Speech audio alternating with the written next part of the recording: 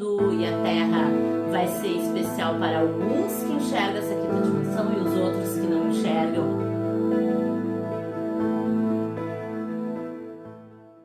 Meu nome é Aline, trabalho como instrutora de yoga há mais de 20 anos, trabalho também como taróloga, adoro assuntos de bruxaria, ocultismo e hoje eu vou falar sobre um assunto acerca da espiritualidade que eu acredito ser muito importante e esse assunto é psicose espiritual.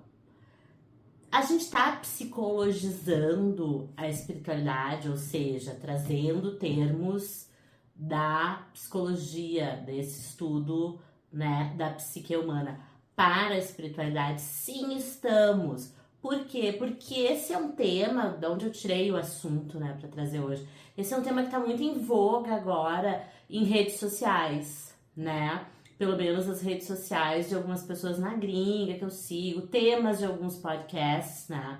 E ele sempre vem à tona quando o assunto é a proliferação de algumas crenças, o modo como isso afeta a sociedade, o modo como isso afeta as pessoas e que grande parte dessas crenças estão associadas a prática da espiritualidade. Aqui no Brasil, a gente tem uma predisposição, né, a ter muitas crenças, tem muita religiosidade aqui, muita espiritualidade, a gente tem uma gama de religiões, de cultos, né, prestar cultos, prestar oferendas a muitas deidades, vamos dizer assim, entidades, encantados, da natureza, né?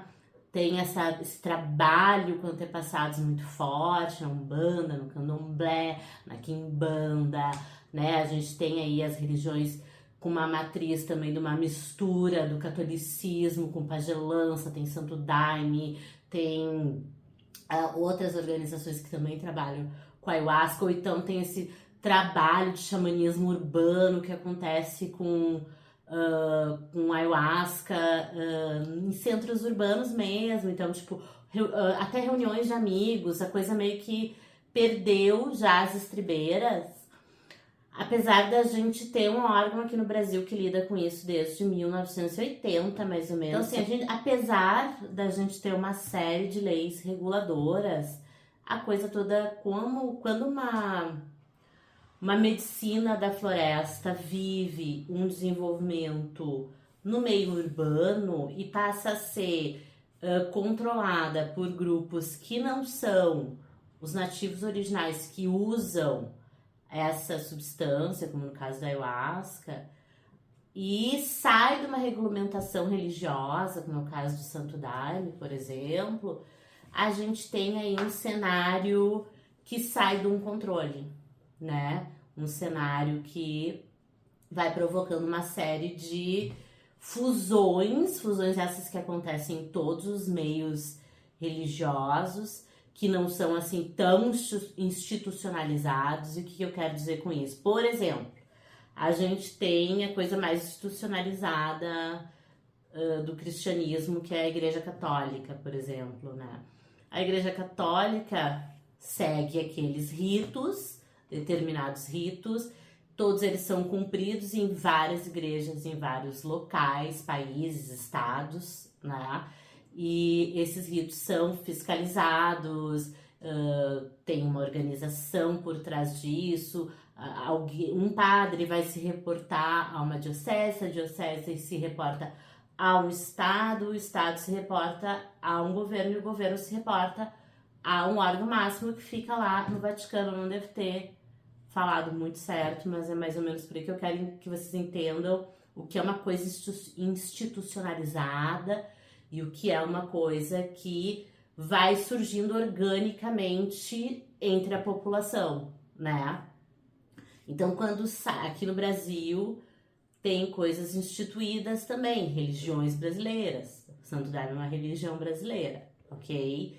Agora, quando a gente começa a tirar desses lugares que estão, vamos dizer assim, regulamentados, começa a se criar um outro tipo de movimento. E isso não acontece só em cultos, vamos dizer assim, práticas que utilizam de plantas sagradas, porque elas são permitidos o uso nesse meio espiritual religioso. Fora disso, tem penalidades da lei, tá, gente? É uma coisa também que precisa sempre colocar aqui um outro esclarecimento.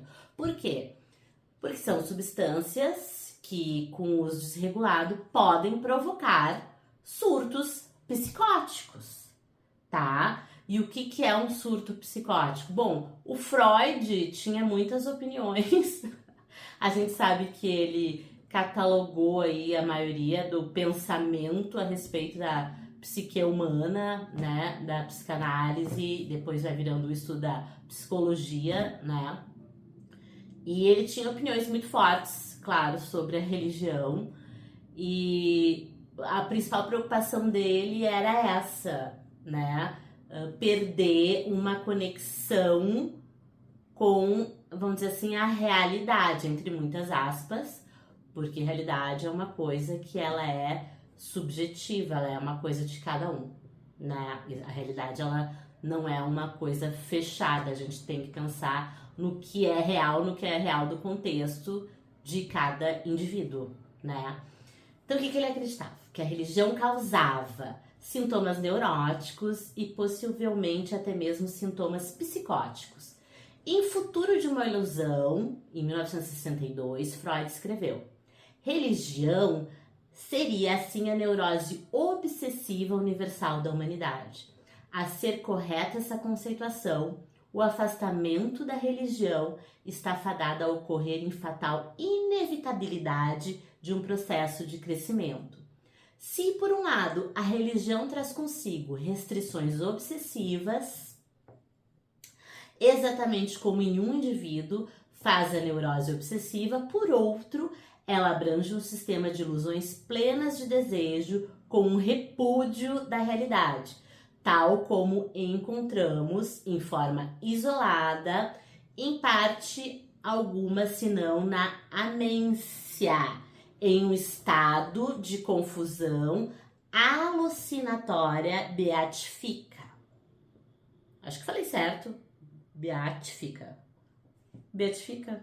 Bom, o que é isso é aquele arrebatamento espiritual que a gente tem, né?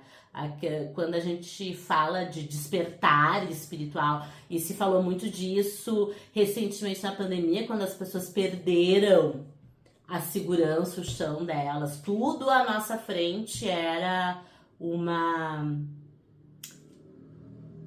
novidade, e não propriamente uma novidade boa, né? Pessoas nos deixaram, as coisas fecharam, veio o isolamento, as pessoas recorreram à sua fé, o que não tem problema algum, recorrer à sua fé religiosa.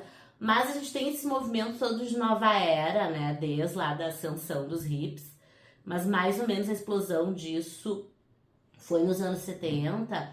Então, esse movimento New Age, né? Ele, vamos dizer assim, pegou uma parte de cada coisa espiritual, principalmente muito orientalismo, né? Muito conhecimento de povos originários, nativos, de todos os cantos, e fez uma mescla, e essa mescla, ela tem muita deturpação. Então isso deu, assim, base para pensamentos como muito que apareceu durante a pandemia, ao meu ver, acompanhando, né, as redes sociais. Eu sou jornalista também, eu nem sei se eu coloquei jornalista lá na introdução, eu sou jornalista, então eu sou muito interessada em pesquisar.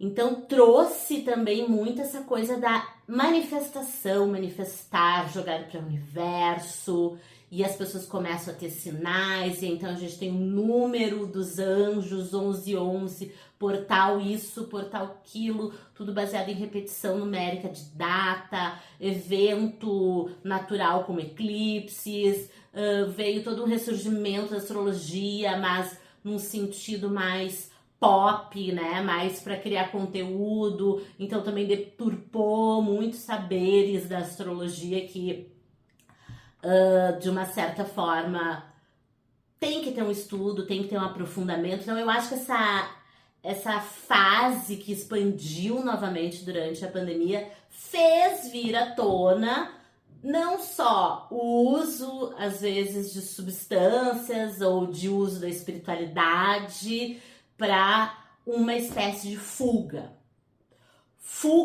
da realidade. Então, esse desejo por uma nova terra, um histerismo, às vezes, compartilhado por muitos, de que a gente está entrando numa quinta dimensão, e aí começam teorias da conspiração. Teorias da conspiração essa que se unem a ideias fascistas, né? De vamos ter 144 mil, não me lembro o número exato, que vão transcender para a quinta dimensão. Esse papo começou nos anos 2000, né? Foi o embrião disso. E essas pessoas vão conhecer um novo mundo, e a Terra vai ser especial para alguns que enxergam essa quinta dimensão, e os outros que não enxergam vão continuar vivendo cada vez mais numa destruição sem fim. E aí, quando vem 2020, março de 2020, começa a primeira, vamos dizer assim, leva de isolamentos e agravamento do Covid e busca por vacinas, essas teorias lá de 2000 ressurgem de uma forma completamente conspiratória e aliadas a ideias fascistas e de extrema direita, né? Então vem aquele contrafluxo de pessoas que nos surpreenderam, às vezes, com um pensamento muito, vamos dizer assim, embotado.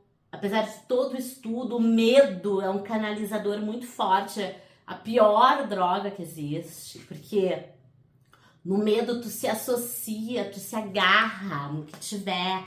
Eu tenho aqui, isso aqui é Deus vai me salvar, esse aqui é a quinta dimensão para onde eu vou ir, e as pessoas se agarram nisso, né? As que podem se isolam em lugares sagrados, paradisíacos, vou morar no Vale Sagrado no Peru, vou para Bali, vou para não sei o que. Então nós temos os nômades digitais e as pessoas nômades, que sempre são essas que podem viajar, essas que podem acessar os espaços, que podem ter o seu computador último tipo, abrir num eco lounge, café, num hostel, não sei o que.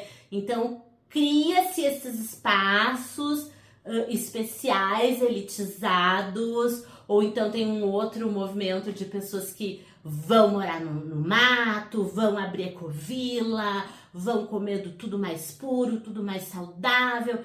E em ambos esses cenários são aquelas pessoas que são contra a vacina, são contra qualquer espécie de terapia, psicanálise, às vezes um acompanhamento médico, psiquiátrico, né? Pessoas que não acreditaram em prevenção, em uma série de outras coisas que são teorias conspiratórias que ressurgiram com muita força e infelizmente eu não vejo ter ido embora. E isso é onde eu quero chegar e é no que eu acredito que a psicose espiritual se alinha, e é aqui que a gente consegue trazer muito do cenário atual, que ainda em 2024, em abril de 2024, ainda vem perturbando, né? Houve, claro, uma separação de quem se manteve na realidade, ou seja, que não se agarrou a nada, né? E um rompimento com aquelas pessoas que se renderam a teorias conspiratórias, embasadas por uma espiritualidade, a experiências que muitas delas podem ser real. Eu sou uma pessoa espiritualista, mas grande maioria, devido ao cenário até de redes sociais, né, que foi onde todo mundo pôde fazer um pouco da sua convivência, socializar, né.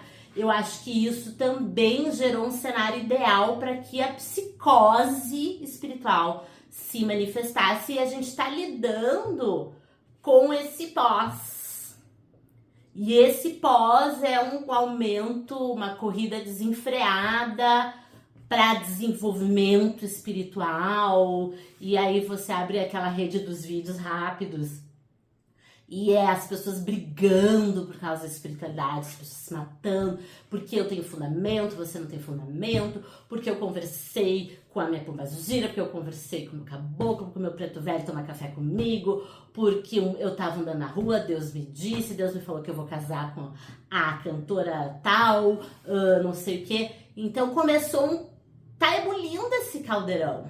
Então talvez a gente esteja vivenciando estágios da psicose espiritual. E por isso eu vejo tanto esse assunto pipocando na internet, né? Então aqui, ó, eu vou trazer os estágios que eu achei muito interessante de quais são os estágios da psicose. Porque eles existem, tá? Muitas pessoas vão associar essa psicose ao estado de mania, tá? Então, assim, o estado de mania que a gente vê no transtorno bipolar, né? O estado de mania é um estado em que a pessoa se entrega apaixonadamente num assunto ou num fazer, numa atividade e tem euforia e depois essa euforia baixa para uma depressão fortíssima, né? E nesses estados de mania, muitas pessoas que passam por esse transtorno bipolar, até elas acharem um encaminhamento, né? Psicológico, psiquiátrico, etc e tal, até tudo isso funcionar, a religião seria, e a espiritualidade seria realmente um campo minado, perigoso, né? Mas não são só as pessoas que passam por um transtorno bipolar ou que virão a desenvolver ou demência ou qualquer outra coisa da mente que eu não tô muito habilitada a falar, né? Eu estou habilitada a pesquisar e como jornalista passar as minhas pesquisas para vocês, tá? Mas essas pessoas qualquer pessoa pode passar por um estado psicótico, isso que eu quero deixar bem claro. Então, assim, ó, quais são as 3 fases da psicose? E aí vocês vão ver do que eu tô falando, que a gente vê nesses vídeos, nessas discussões, nesses papos que andam rolando por aí. As alucinações auditivas são as mais frequentes. Outros tipos, visuais e somáticas, são comuns e sugerem a ocorrência de quadros orgânicos.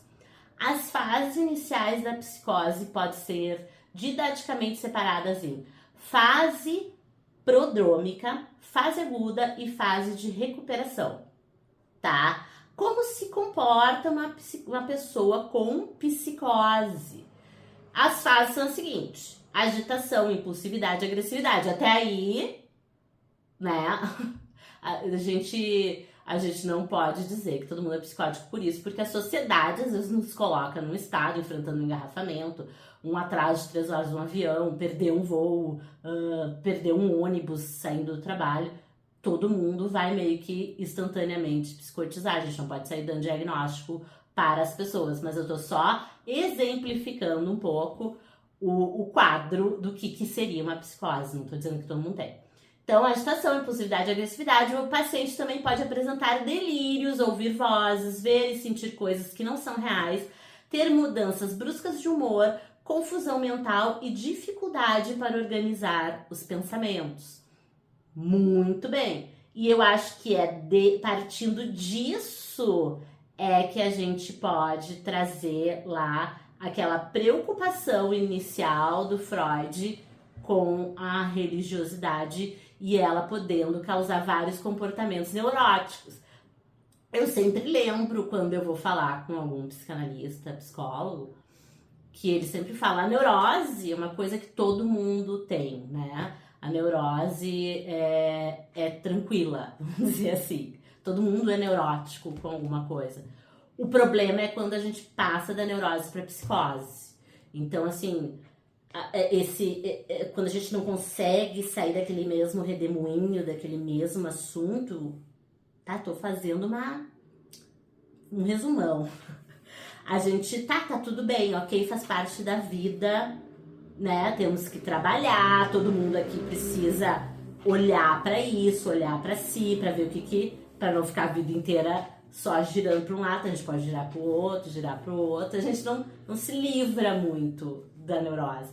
Agora, a psicose já é diferente, então, podendo ter visões, podendo, o que é, quando apareceu ali, somático, né? Somatizar no corpo, gente. Ter sensações, desenvolver febres, tremores, dores que não tem um fundo, não tem uma explicação.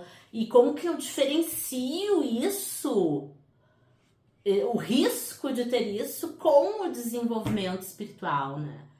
Aí é todo um mar de diferença. Aliás, eu gosto muito que uma vez eu li uma frase do Freud, achei muito interessante, que ele fala que quando a gente está praticando a nossa religiosidade, a nossa espiritualidade, e a gente é tomado de um sentimento muito grande de satisfação, porque aquilo é como se a gente fosse pego no colo do pai e da mãe a primeira vez, ou pensando numa coisa que para vocês é muito reconfortante, agradável.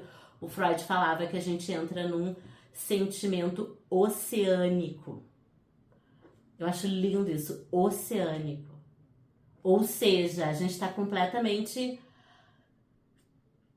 pleno, repleto, né? A gente tá... Então, a gente, claro que vai se agarrar nisso, nessa sensação maravilhosa de expansão, de unidade, fazer o religare, né? Que é mais ou menos a tradução latina, né? Da onde vem a palavra religião, da onde vem, né? Todo esse trabalho com a espiritualidade, né? Então, assim...